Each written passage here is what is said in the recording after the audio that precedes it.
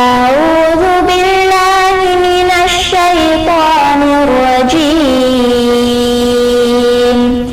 بسم الله الرحمن الرحيم அஸ்ஸலாமு அலைக்கும் வரஹ்மத்துல்லாஹி பரகாத்துஹு.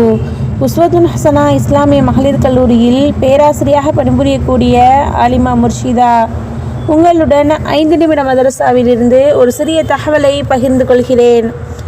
ஆரம்பமாக இஸ்லாமிய வரலாறு. ஈரான் மன்னருக்கு கடிதம். நபி அவர்கள் அப்துல்லாஹ் இப்னு ஹுதைஃபா ரலியல்லாஹு அன்ஹு என்பவரிடம் கடிதம் ஒன்றை கொடுத்து ஈரான் மன்னரிடம் அனுப்பினார்கள். அந்த கடிதத்தில் பிஸ்மில்லாஹிர் ரஹ்மானிர் ரஹீம், அல்லாஹ்வின் திருத்தூதர் முஹம்மது நபி ஸல்லல்லாஹு அலைஹி வஸல்லம் அவர்களின் சார்பாக பாரசீக மன்னர் கிஸ்ராவுக்கு எழுதுவது யாதெனில், எவர் நேர்வழியை பின்பற்றி அல்லாஹ் மற்றும் அவன் தூதரின் மீது ஈமான் கொண்டு அல்லாஹுவை தவிர வேறு இறைவன் இல்லை, அவன் தனித்தவன், அவனுக்கு இணை இல்லை, முஹம்மது நபி ஸல்லல்லாஹு அலைஹி வஸல்லம் அவர்கள் அல்லாஹ்வின் அடியாரும் அவனின் தூதரும் ஆவார்கள் என ஏற்பவர் மீது அமைதி நிலவட்டும். உமக்கு அல்லாஹ்வின் செய்தியின் பக்கம் அழைப்பு விடுக்கிறேன். நான் அனைத்துலக மக்களுக்கும் அல்லாஹ்வின் தூதராக அனுப்பப்பட்டுள்ளேன். தீமையின் விளைவு பற்றி அச்சமூட்டி எச்சரிக்கை செய்வதும் காஃபிர்களுக்கு சத்தியத்தை எடுத்துரைப்பதும் என் பணியாகும். இஸ்லாத்தை ஏற்றிடுவீர், அமைதி பெறுவீர். ஏற்க மறுத்தால் அனைத்து மஜூசுகளின் நெருப்பை வணங்குவோர் பாவச்சுமையும் தலையிலேயே விழும் என குறிப்பிட்டிருந்தார்கள். இந்த கடிதத்தை பார்த்ததும் மன்னன் கிஸ்ராவின் கண்கள் சிவந்தன. சினம் கொண்ட அவன் அன்னலாரின் கடிதத்தை கிழித்து எறிந்தான். இதை அறிந்த அன்னலார், அவனுடைய நாட்டை அல்லாஹு தஆலா சிதறடிப்பான், எனது மார்க்கத்தின் ஆட்சி அங்கு சென்றடையும் என கூறினார்கள். அவ்வாறே கிஸ்ரா தன் மகனின் கையாலேயே கொல்லப்பட்டான். நாடும் சிதறி போனது. இரண்டாவதாக அன்னலாரின் அற்புதம். ஆடுகள் உரிமையாளரிடம் சென்றடைதல். நபியவர்கள் கைஃபரில் ஒரு கோட்டையை முற்றுகையிட்டிருந்தார்கள்.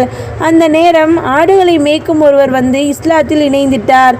பிறகு அவர், யா ரசூலல்லாஹ், இந்த ஆடுகளை என்ன செய்வது என கேட்டார். அதற்கு அன்னலார், பொடிக்கற்களை எடுத்து அந்த ஆடுகளின் முகத்தில் அடித்திடு, அல்லாஹ் தஆலா உமது அமானிதத்தை நிறைவேற்றிடுவான், இந்த ஆடுகளையும் அதன் வீடுகளுக்கு அனுப்பிடுவான் என்றார்கள். அந்த மனிதரும் அந்த கணமே செய்திட ஆடுகளும் அதன் வீடுகளை சென்றடைந்தன. மூன்றாவதாக ஒரு ஃபர்லை பற்றி. தக்பீர் தஹரிமா. தொழுகையின் திறவுகோல் உழுவாகும், அதன் தஹரிமா தக்பீராகும். தொழுகையின் நிறைவு தஸ்லீமாகும் என நபியவர்கள் கூறினார்கள். நான்காவதாக ஒரு சுன்னத்தை பற்றி. மையத்தின் குடும்பத்துக்கு ஆறுதல் கூறுதல். நபியவர்களின் மகள்வழி பேரர் ஒருவர் மரண தருவாயில் இருந்தபோது அன்னலாரை அழைத்து வர அன்னலாரின் மகள் ஆள் அனுப்பினார். வந்தவரிடம் அன்னலார் இந்த வார்த்தைகளால் ஆறுதல் கூறுமாறு சொல்லி அனுப்பினார்கள். இன்னா இல்லாஹி மா அஹத வலஹு மா அஅதா வ குல்ல ஷையின் இந்தஹு பி அஜலின் முஸம்மா ஃபல் தஸ்பீர் வல் தஹ்தஸிப். பொருள், எதை அல்லாஹ் வாங்கி கொண்டானோ அது அவனுக்கே உரியது, எதை கொடுத்துள்ளானோ அதுவும் அவனுக்கே உரியது. ஒவ்வொன்றும் அல்லாஹ் தஆலா நிர்ணயித்த நேரம் வரையே நீங்கள் பொறுமையுடன் இருங்கள், நன்மைகளை எதிர்பாருங்கள். ஐந்தாவதாக ஒரு முக்கிய அமலின் சிறப்பு. கலிமா தௌஹீதின் நன்மை. ஒரு அடியான் காலையோ அல்லது மாலையோ லா இலாஹ இல்லல்லாஹ் என கூறினால் அவனுடைய செயலேட்டில் தீமைகள் அளிக்கப்பட்டு அதற்கு பதிலாக நன்மைகள் எழுதப்படுகின்றன என நபியவர்கள் கூறினார்கள். ஆறாவதாக ஒரு பாவத்தை பற்றி. தீனை பொய்ப்பித்தல். குர்ஆனில் அல்லாஹ் தஆலா கூறுகிறான், கொழுந்து விட்டெறியும் நரக நெருப்பை பற்றி நான் உங்களுக்கு அச்சமூட்டி எச்சரிக்கிறேன். மிக்க துர்பாக்கியம் உள்ளவரை தவிர வேறு எவனும் அதில் போக மாட்டான். அவன் எத்தகையவன் என்றால் நம் வசனங்களை பொய்யாக்கி புறக்கணித்தவன். ஏழாவதாக உலகத்தை பற்றி. இறை நிராகரிப்பின் வேதனை. குர்ஆனில் அல்லாஹ் தஆலா கூறுகிறான், மனிதர்களே, உங்களுடைய அடாத செயல்கள் உங்களுக்கே கேடாக முடியும். அதனால் இந்த உலக வாழ்க்கையில் சிறிதே சுகம் அனுபவிக்கலாம், பின்னரோ நீங்கள் நம்மிடம் திரும்ப வர வேண்டியது இருக்கிறது.